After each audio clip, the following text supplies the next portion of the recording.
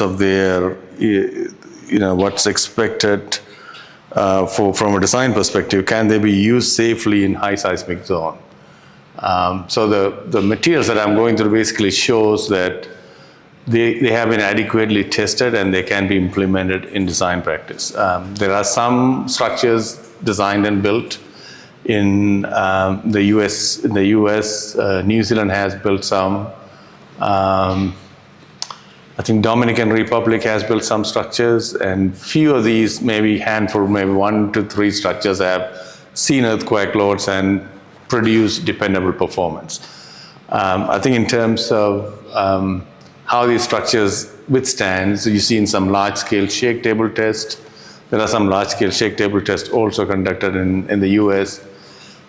In all of them, the expected performance was shown to be adequate. So I think they can be safely used in practice. And I think I mentioned to you that American Concrete Institute has design guidelines as to how they should be designed. The second question was about why are we still using emulative connection in India? It's a question for you more than me. Is that due to the lack of expertise in implementing the jointed connection technology? I think that's probably what it is. I think people always like to evaluate for the local conditions. So I would think that some component level testing could be conducted, especially like steam agents interested in trying to implement these in some of the buildings. So I suggested to do 1 or 2 tests. You don't have to duplicate, but you can look at what detail they want to adapt and then evaluate and make sure that they're comfortable with that. I think they're designing a hospital that they want to look at potentially incorporating this, and I said, yeah, you can certainly do that. They want this to be more, best protected structure because it's a hospital. So they want to use isolation, precast, and so I said, don't get overboard with too many ideas in the same structure. I think if you do isolation, then the rest could be designed with simple connection. You can use post-tensioning and things like that. So,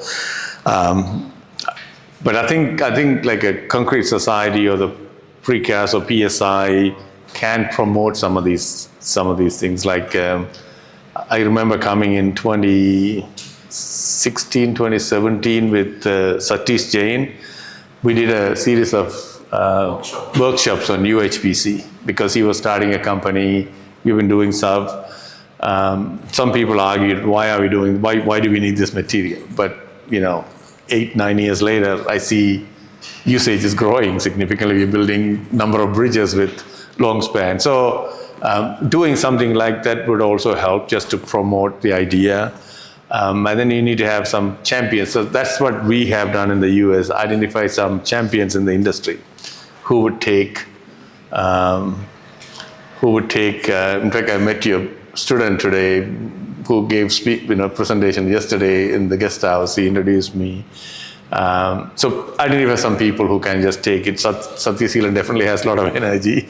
They ask for a lot of things. The moment they ask for funding, yeah, I think it's so one of the things precast industry in the US has done is they actually fund projects. And I don't know if it's the same here in India, but when you bring industry partnership, now the government funding has also become easier to get.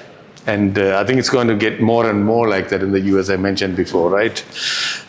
Anyway, so those are the 2 questions. And if anybody else has any other questions, you can ask me anytime. And if you're online, feel free to send questions to Virendra, and I'll be happy to answer.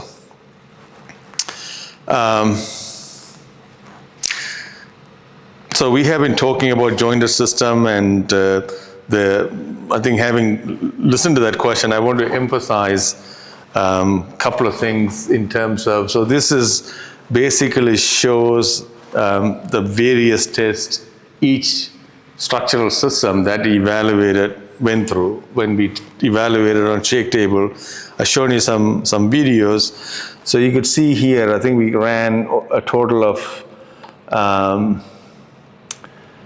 14 tests in this case. In some cases, if the test results look one-sided, or if you're concerned about the performance, we will repeat the test. So, for example, in this case, we had 14A and 14B. 14A maybe shown some damage, so we repeated to see what would happen if you repeat the earthquake. So the point I want to make is that none of these structures collapsed.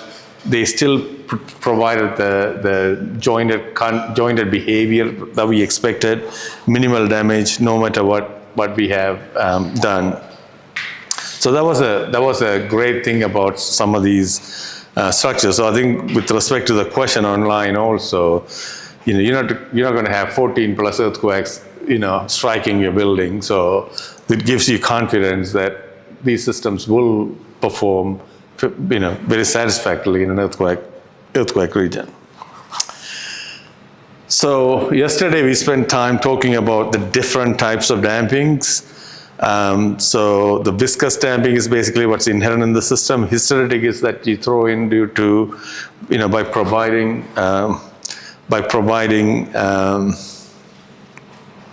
energy dissipating element. Those are displacement dependent typically. You can also provide supplemental damping. They can be designed to be velocity dependent if you like, but hysteretic damping typically is very passive based, so as the displacement increases, it will provide more energy dissipation. The impact damping is something that we talked about. That's what sometimes refers to as radiation damping. So it's basically you lose energy as you impact on the foundation.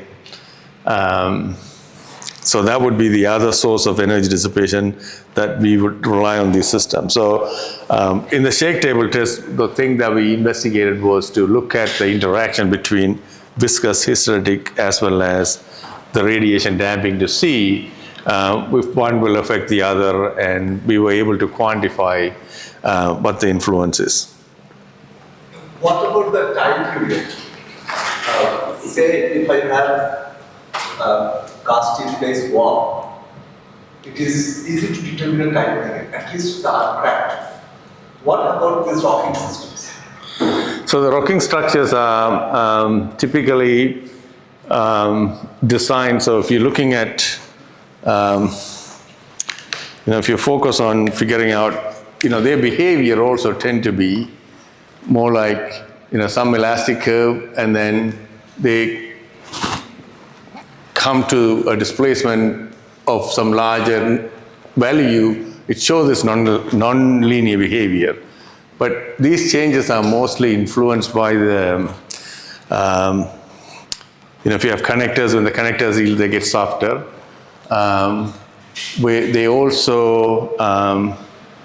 They also go through this, even if you have a single rocking ball, you see these things because your neutral axis depth influences the behavior, right? So as you keep pushing it, the neutral axis change becomes almost constant. That's what this things is coming in. From a stiffness point, from a period calculation, typically they would have used something like this as elastic period. But often for these systems, we have promoted the use of displacement-based design. So where you would target a displacement, and that basically relies on defining your secant stiffness. So the effective period is what they typically use. Yeah, so when you try to use the new system with the old code, you run into these challenges as well. So what I want to spend time today is to talk about the floor interaction. I think there was a question yesterday about what's going to happen to the floor. So when people develop these systems, this recentering concept, no matter how they bring in what the structural framing or structural wall system they use, they only very focus on the structure itself. But the structure, this energy dissipation system, is basically going to be attached to the other, gravity frame, floor diaphragms. So the question is, as they go for a ride with the energy dissipating structural element, can they actually perform and produce a satisfactory response. So if you say you want to create a functional building, then what we are looking at is providing this structural resiliency, but our focus is on some systems that we choose. So Prevex system I choose and say, okay, I can make sure this system will recenter. But that's something we have shown successfully. But can the building recenter? Maybe not. If the building elements are going through some additional inelastic actions, then the same question remains. So it's not, once you go outside of the main element, what you're finding is that any of those topics, whether building recenter or damage to the floor or whatnot, is nothing to do with what lateral load system that you're using. That's going to be there because every floor has to be connected to the frames, whether it's a cast in place or steel structure or precast. So this is a major concern, especially if you're trying to come up with a resilient system. We have to go beyond the structural system that you're focusing on. We also have done quite a bit of study on the understanding the anchorage, but I will, if you have time, I'll go into it. But there are papers published on that topic itself. So you've seen this video, so I want to post this video to show.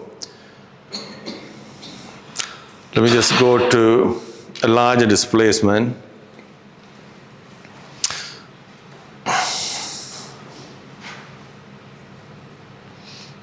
So you can see it's starting to lift up quite significantly. Let me just,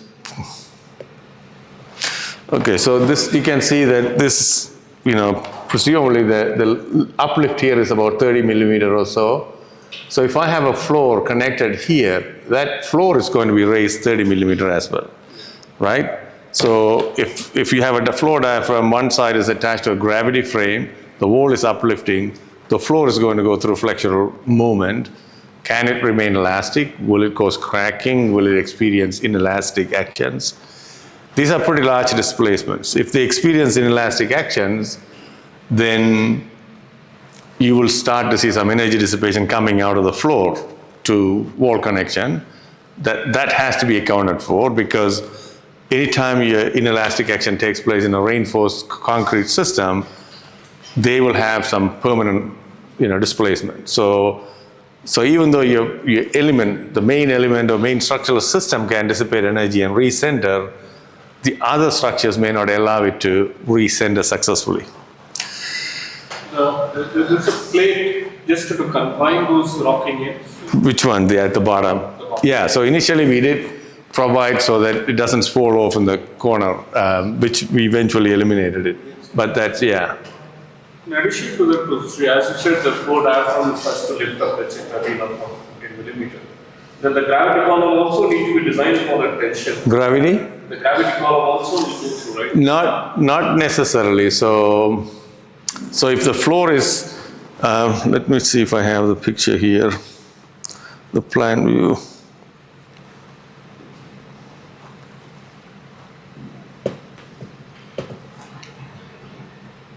Because at the end, yeah, so what would happen is that, so here's the plan of the structure. So if this wall is rocking here, this floor is now rigidly connected. So they won't uplift, but the floor has to uplift. So it's basically create a flexural action into the floor.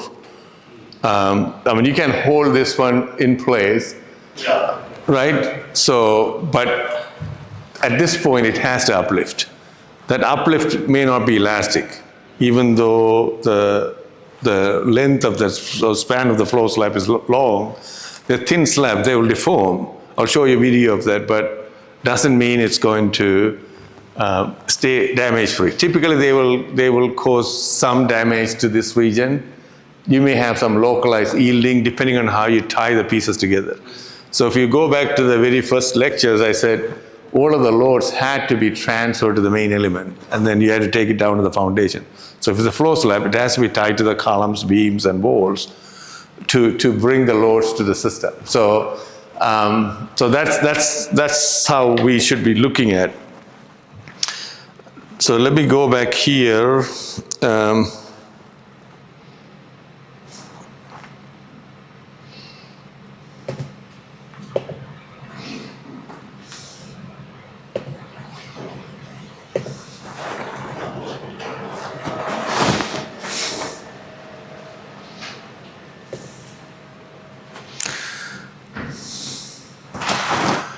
Okay, so this is you've seen this picture before.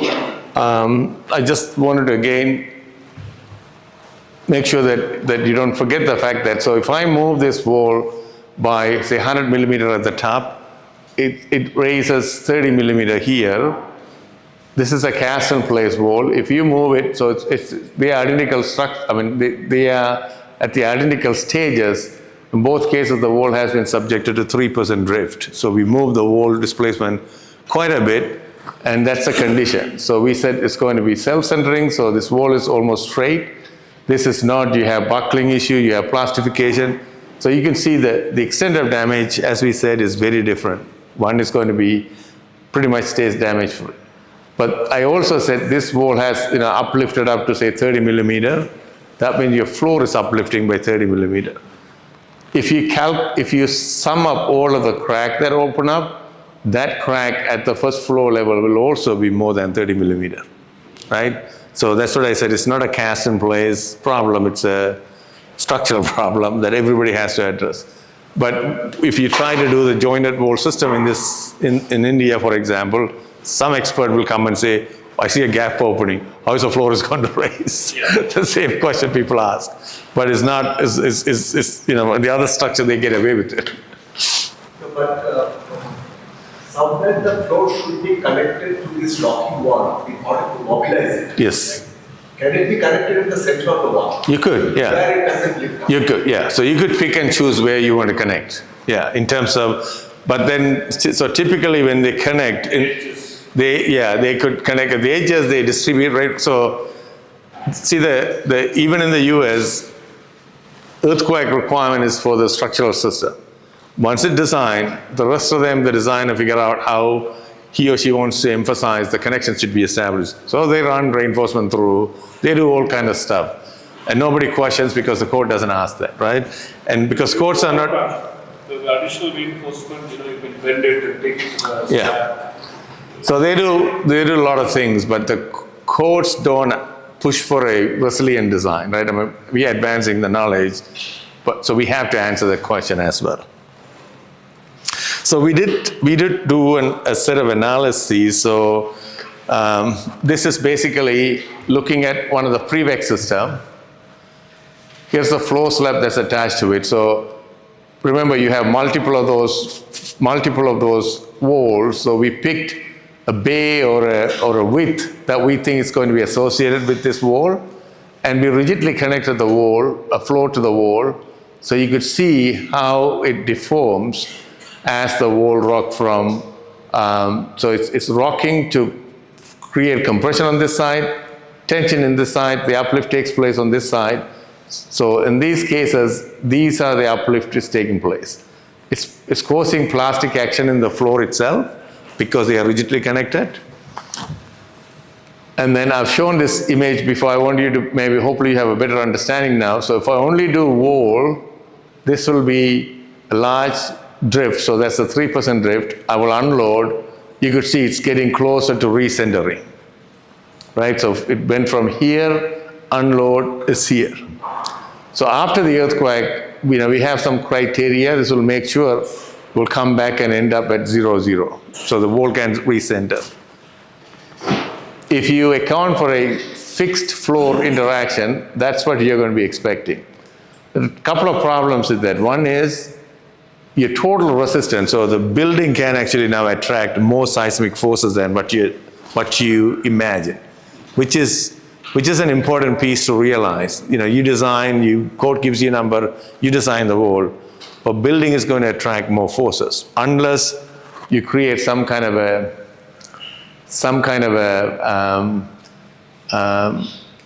isolation so that the forces doesn't get transferred. So if you don't do it, The reality is going to be this. So in this particular case, we found that resistance went up by 40% more. So if you have connector elements that were designed for a smaller force because you didn't account for the floor interaction, connection element could fail, which will become more of a challenge for a precast structure because everything relies on, the connections themselves. The second thing I want you to observe is that these elements have reinforcement, regular reinforcement. They are plastifying because you are lifting the wall in one direction. And therefore, your permanent displacement is going to be more. So in this case, you can see it's more than about 130%, or at least more than double what you have calculated. So this is 0.5. That's a 0.5% drift when you unload it. Now you're closer to 1.5%. So you need more recentering force in order to bring this closer to zero. It's very likely that you will not recenter the building. So you have a building design with recentering structural systems, but you cannot expect the building to recenter because of the way you establish the connection. So you have to take it all the way to make sure that the structure can perform accordingly. So we did do evaluation on this system to figure out how much our theoretical expectations come about. And so typically what we found was that these estimates are pretty good, pretty accurate in terms of how much additional forces coming into the system. So that because when you bring in a floor slab, the shake table test was difficult to perform unless you build the whole building and put it, which has happened since then. So you could see in this particular case, what we did was we isolated, so we took one of the pre-vex system. The reason we use pre-vex system is that we wouldn't have more damping energy dissipation coming from the rocking wall itself. So we took a pre-vex system. We only modeled one floor. The rest of the three floors were basically represented by, so we collapsed all three and applied that load through a structural frame system, because all wall needs to know is how much force is going into the system. So all of the flow forces has to come through the system and transfer to the wall take it down to the foundation. So this is a more critical. One floor slab would be enough to see what's happening, what would happen to, so there's no reason to build 4-floor system. It becomes difficult to constrain those flow systems.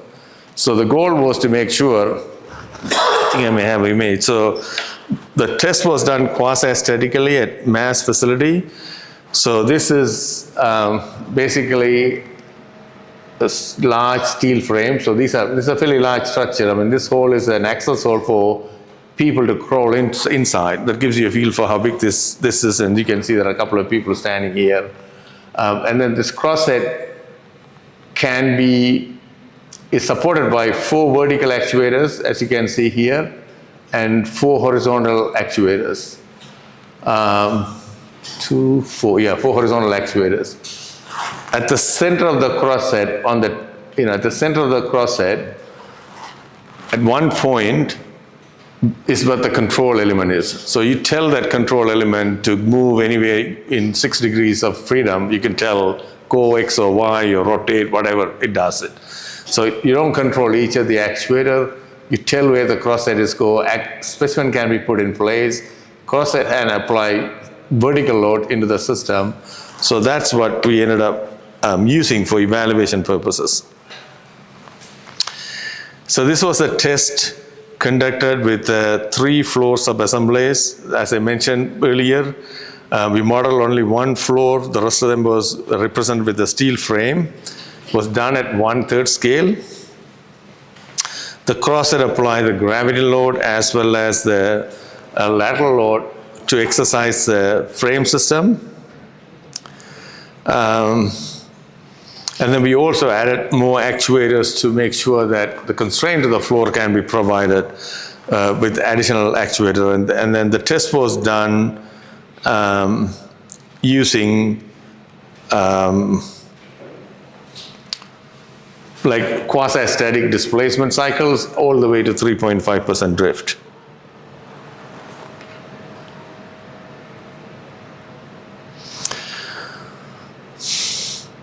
So for testing purposes, what we were interested is isolating one of the floors like this, and as this would rock back and forth, we want to know the floor connected to the wall, how they can incorporate the deformation going up and down, and how they will experience damage. Will it show any distress? Will it crack? Will it fail? Will it create inelastic action? So here's a setup as it looked like. So this is how it was done. So we provided vertical restraining element. That was the goal.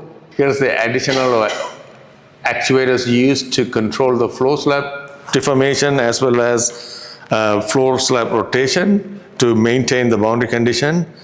We have done testing with these restraints as well as eliminating this restraint to see if the floor slab is large, will it just go for the ride, kind of thing.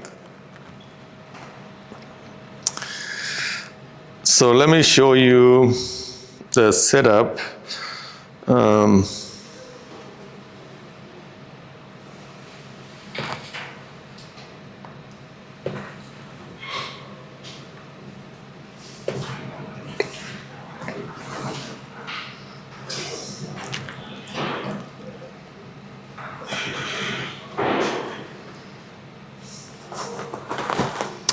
So here's the rocking wall structure or Prevex system.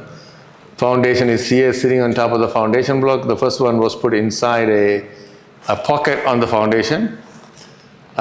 This is the floor slab we modeled.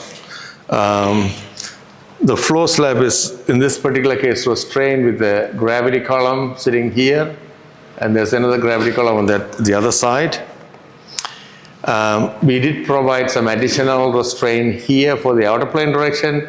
So these restraint was sometime engaged, sometime disengaged to see the effects on the flow system.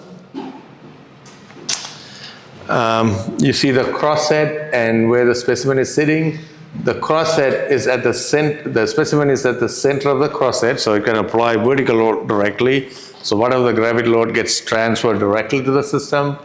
And then the center point is where we would say, move in the X direction, it will take it to the X direction. If you say move, apply 100 kilonewton in the Y direction, it will apply 100 kilonewton. So we could actually manipulate both in-plane motion, the outer plane motion, bidirectional load, and all of that stuff.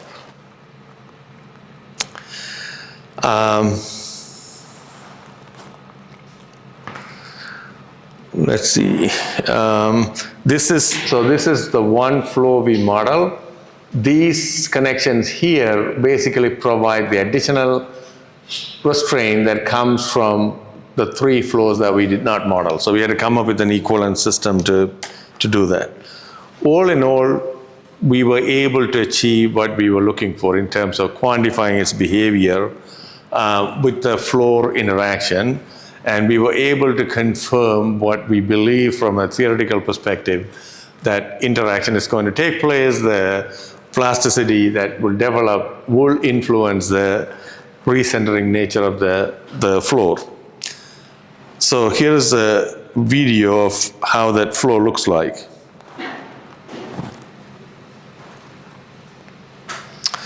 So they're definitely more flexible than what you think because they are pretty thin elements. But I want you to see as the wall uplift here, you can see we are going into much larger displacement. So here's the uplift taking place. And as the uplift takes place, you will see some damage taking place here as well on the flow system. So that means you are actually causing damage to the system.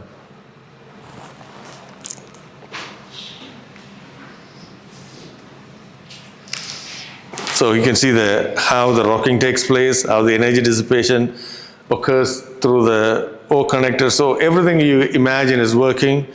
We were able to see the floor interaction taking place. So you can see some damage now has taken place here underneath it, where the floor is, see, this is opening up. So this is a reality.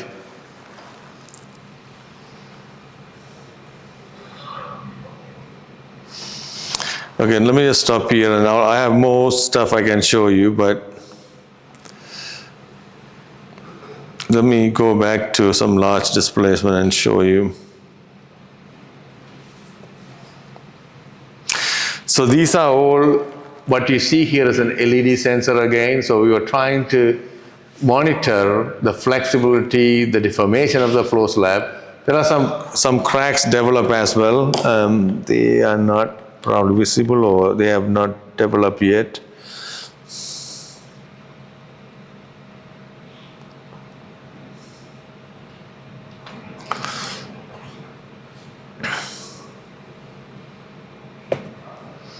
Yeah, so you could, no, it's not that.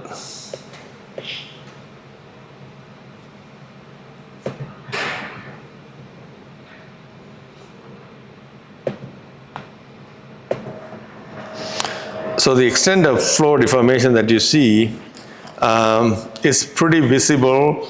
So they did develop some hairline cracks. So as you lift up here, you're putting the top surface of the slab into tension, so that's where the cracks develop. And the underside is you're causing compression. That's what you saw as a damage taking place in the underside of it. But remember, the wall is, even though it rocks, has to apply more load to it in order to, so that's what the additional lateral load demand comes into the system.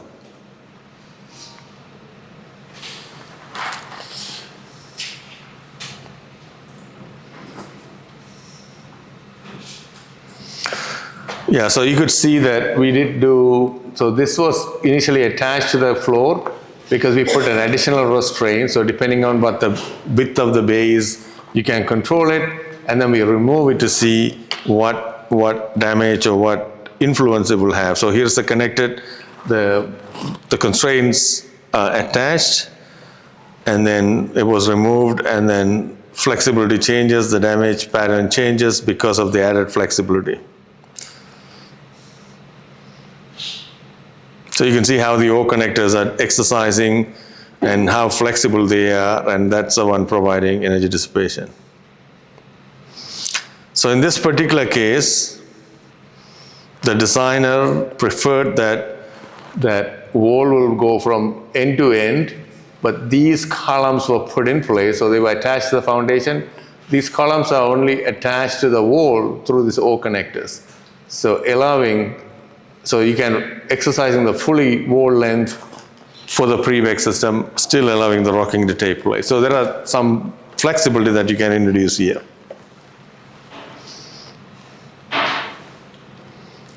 Yeah, so this is the damage I was referring to earlier.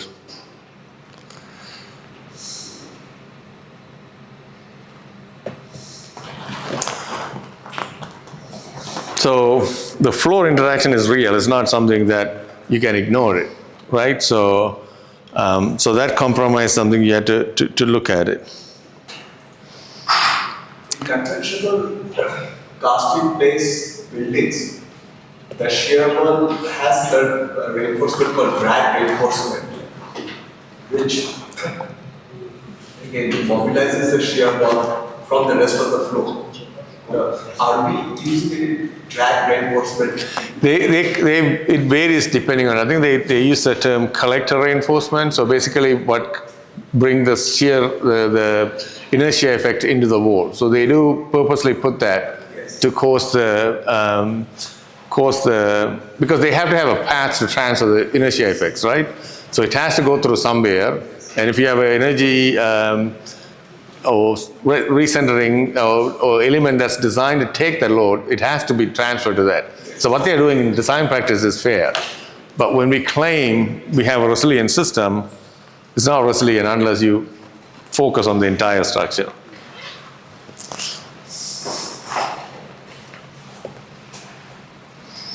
This MAST stands for what? tests at LAX? Multi-axial sub-assemblage test, I think. It's in which university? University of Minnesota.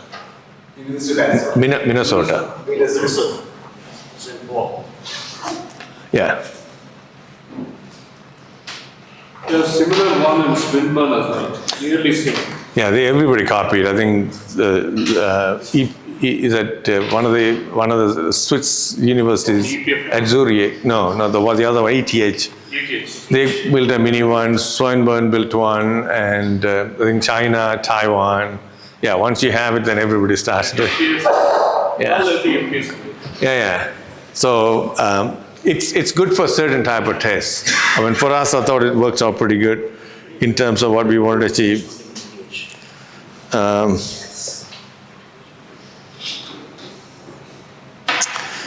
Okay, I had some computer trouble, so yesterday.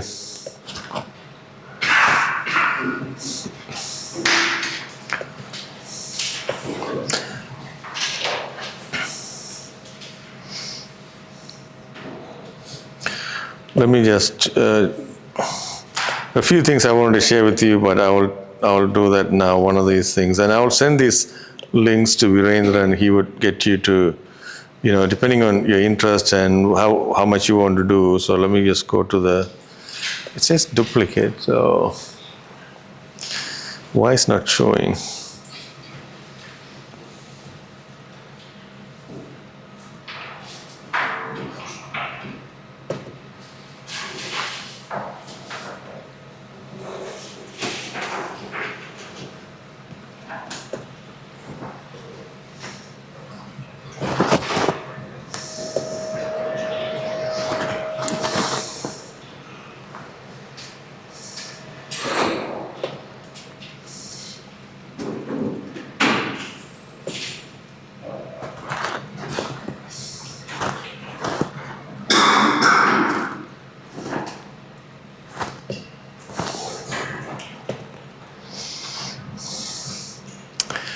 Computer's not always behaving.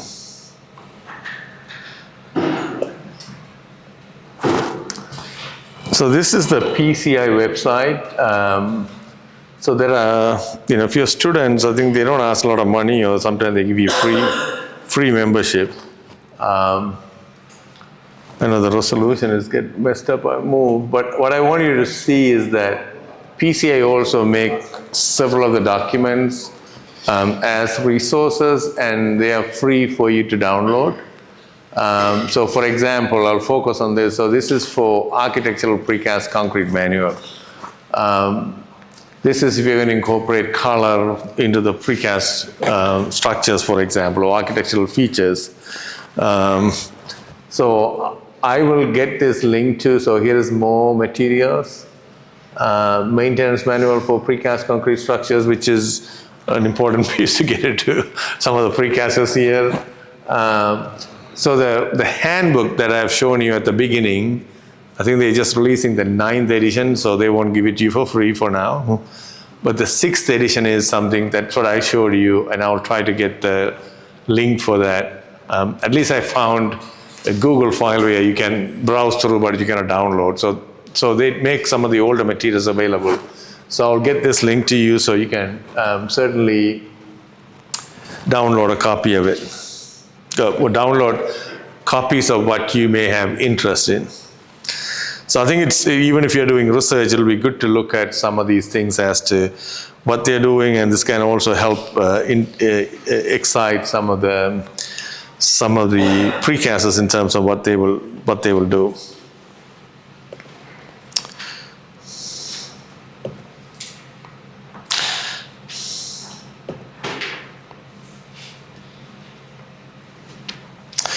So we were able to quantify, if you have a cast-in-place wall, one would be able to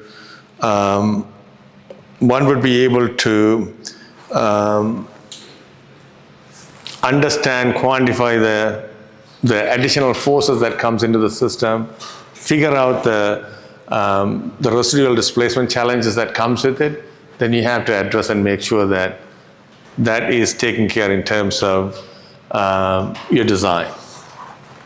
The other question came about was, can you actually isolate these forces? Can you isolate and not allow the floor to ride with the wall itself? So think of this as you want the wall to uplift, but not take the flow with it, but still transfer the shear or the inertia force comes into the wall. So wall provides the resistance and uplift, but doesn't take the flow with it. So we kind of looked at what kind of connections one can establish. Have somebody studied this particular solution, because this is a problem that, in any construction, that these issues may come up. So we found a connector from a fabricator in Italy called V connector. So the V connector is, let me see if I can show you an image and see if that shows up there. So that's the V connector. So we were testing it in different form. So basically what the V connector does is, so you have this two legs. So imagine this is your flow slab. The flow slab will have an embedded plate. And if you have an embedded plate, this V connector will be placed on top, and then these legs will be welded to the plates attached to the floor itself. So the V connector, or I think they call it Victory connector. And then this block of steel that you see here gets embedded into the rocking wall. That's how we envision.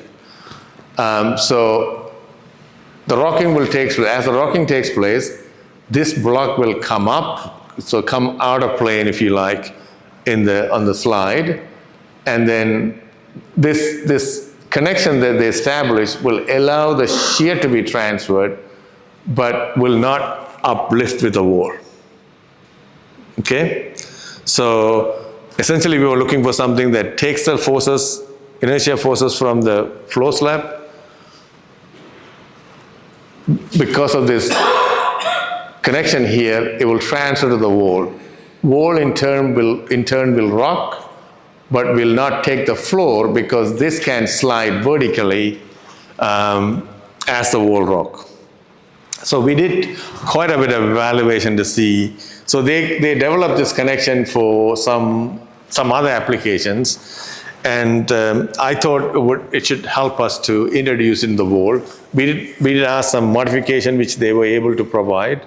Once they did the modification, we did some small scale tests to understand how much force. So what happens is, when you have system like that, because of the large lateral forces you transfer, the nut or the bolt that goes inside can get jammed and then start elevating the floor as well. So the friction issue can come in.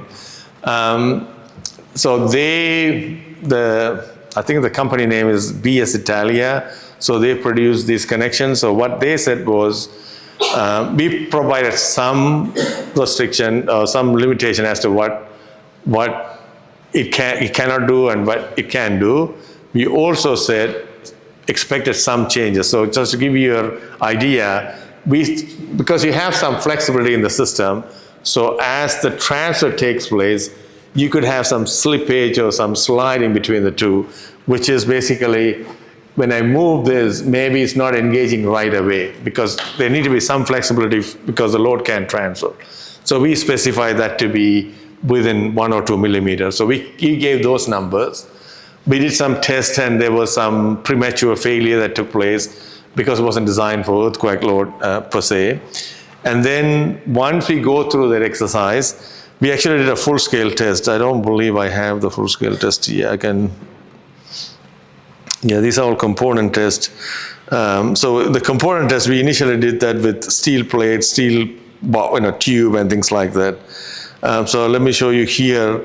The slippage that takes place is pretty small. So here is we are transferring the lateral force through the system. So the lateral force through the system goes here, and then it comes down, because it doesn't engage us until it goes to the other side. So this is a sliding that took place inside at this particular level.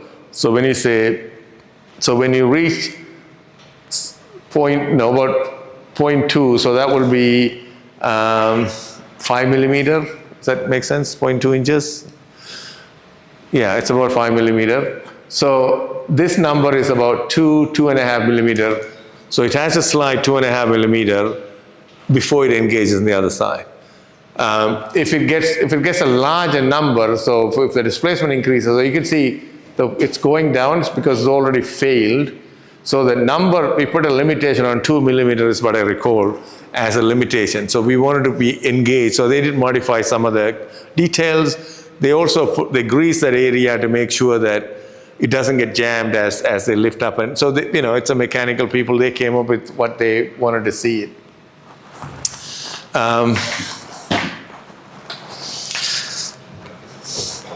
So once we completed that, we actually did do some testing because they also on using some small concrete panels. So when you put in the block of steel inside, they had some special detail as to. So this is the block here inside which. So you're seeing it upside down, and this is the reinforcement they specified. And I felt like that amount of reinforcement in some aspect is sufficient, some aspect is not sufficient. So we wanted to test and make sure that we can modify and get it right as to what's required. So we did test this block of steel in small scale tests, as you can see here. So here's the connector element, the V connector. Here's a concrete slab where the steel block is embedded, and this is attached to the steel column, and that's what we exercise to make sure that the behavior can be understood during the testing. So the test was pretty successful, especially after the modification we did. BS Italia was pretty capable, pretty comfortable in terms of making the changes and making it workable for the seismic application. So here's the view of some of the damaged region after the test, you can see. So we are exercising, so we are transferring the force from the V to the floor, and this is concrete, and they are sliding up and down, and you can see that it causes some damage, and these damage can be repaired. They are not significant, and again, we are doing it in a small scale, so we thought the extent of damage may be too severe, so we are more focused on the performance itself. So after we completed that evaluation, it's not a problem-free issue, but we have to go with. So here's an example of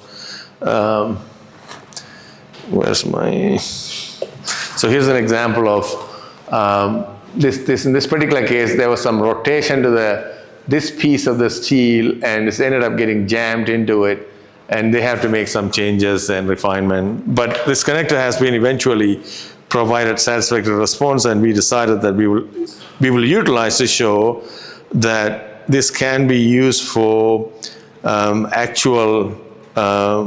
We ran some other tests, but if I have time, I'll show you. But let me just go back to the other video that.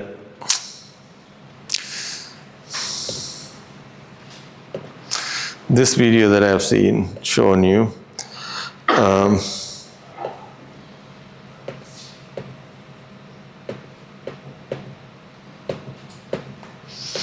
So I'll show you this video, and then we'll go. I have more videos that I can share with you as to what.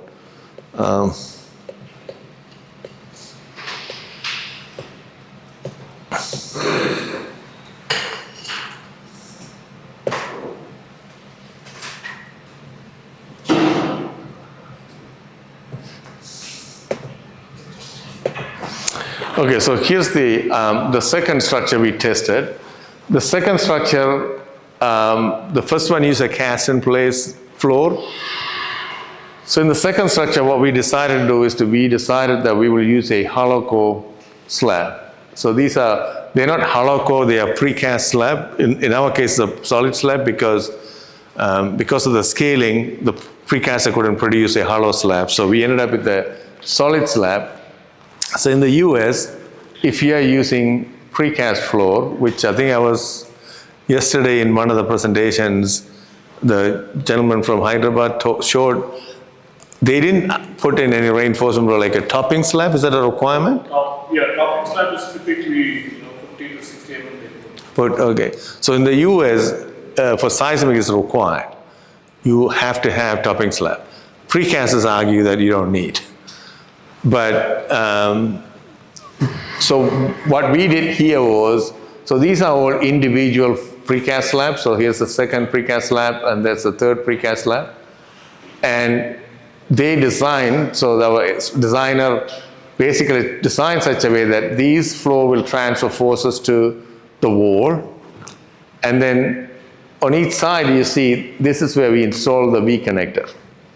So two things we were interested. One is to show how they can use hollow core slab in seismic design practice without pre-topping, or without a topping, in-situ topping. So that's one thing.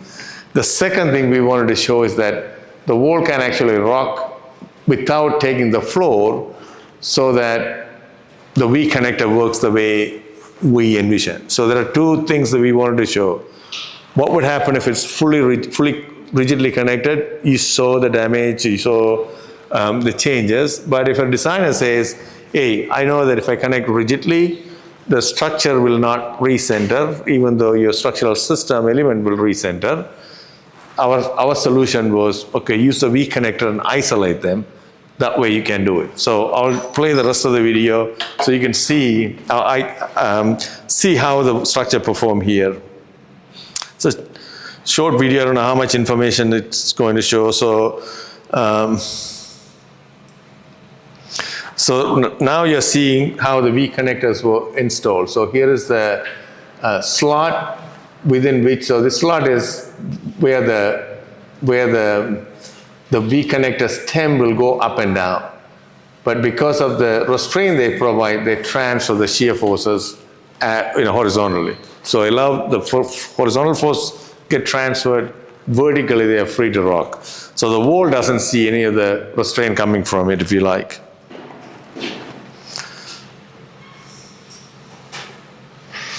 Okay, now you can see how the two, so you can see the wall is rocking, which is obvious, but pay attention to the slab.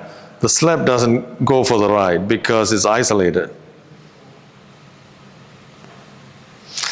Then people complain about bidirectional load, so we tested bidirectional, outer plane, all of that.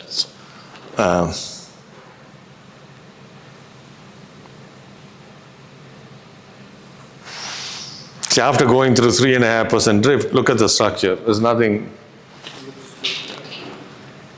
So if you isolate for sure, you know that definitely will give you better performance, but these connectors cost money, and so if you're willing to invest, we can get to all the way to the fully isolation, or you can use the current practice, use the tying reinforcement, but understand that there are other pieces comes into your design which can interfere with what you assume as a structural response, and the compromise that may take place to your recentering ability. So you can't go and sell, I have a recentering system, and after the earthquake building leans, and the owner comes and says, hey, what happened to my recentering system? So clearly isolating the forces as we've done here will give you better performance. Any questions?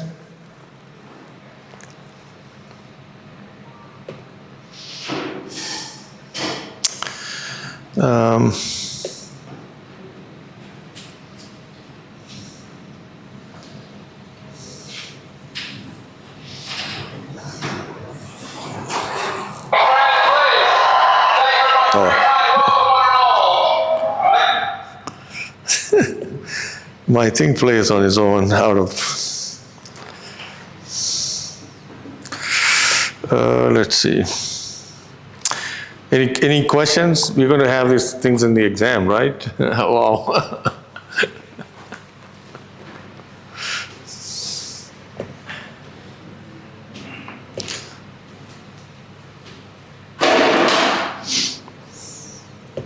Are there still, lot of attraction in using this now? I think is it picking up in the US? Not to the extent that we expected, actually. We haven't had an earthquake for a long time in the US. That's so people just okay, we'll wait until something shows up. But as I said, I think if you're going to go in this direction, I mean, obviously the resilient structure is going to be, regardless of what you choose, going to be an important piece. But the insurance companies have to come along. So when people adopt new system, they're looking for something. So I'm doing some work right now for wind-related damage, because the number of wind-related incidents are increasing. I don't know if it's here you notice the cyclones. So the U.S. used to document the number of, more from the damage perspective. They look at the dollar value, and then they quantify how many events have caused 1 billion plus damage each year. And then they look at what incidents are causing them and how frequently they take place and the intensity they look at all of that thing. Started in the 1980, I think. So in the last 45 years, you have pretty decent data. So if you look at it, the intensity of those events haven't quite changed, even though people claim it's gone up, but the frequency have gone up. And then if you look at the $1 billion damage per year has gone up. So the insurance companies now, so if they're in, like Iowa is actually one of the states, we get storm-related damage. And if they see they're losing money, they just say, we won't sell insurance in Iowa, we go to other state. They go to Missouri, and then Missouri gets more events, they say, okay, we are not selling. So they're doing this game, but whoever's left increase the premium. So it's not really helping if you try to introduce something. So if you have like a state, at the state level or federal level, you bring in policy change, saying that if somebody built in some new system that has been proven to provide better behavior, you get 20% discount. Those things have to happen. It's a small things, but unless you do that, there's no way people are going to do it. So that's a huge, huge problem. So the wind, we can do it. So I'm basically working with a bunch of insurance companies to come together. I mean, my goal is not me doing the research, but mostly set up an infrastructure so that people can do different research under that scheme.